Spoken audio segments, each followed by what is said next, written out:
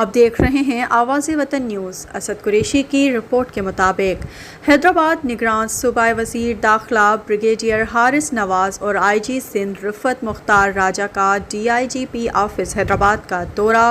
DIGP Tariq नवाज़ धारे जो Hyderabad range, SSP Hyderabad ADIG समेत हैदराबाद रेंज के तमाम SSPs और SSP उनका पुरतपाक इस्तकबाल किया। DIGP हैदराबाद रेंज ऑफिस आमद पर पुलिस के चाको चौबंद दस्ते ने उन्हें सलामी पेश की। DIG हैदराबाद ने निगरान सूबाई वज़ीर दाखिला और IG सिंध को हैदराबाद रेंज में अमन-ओ-अमान के हवाले से किए जाने वाले इक़दामात पर तफसीली ब्रीफिंग दी।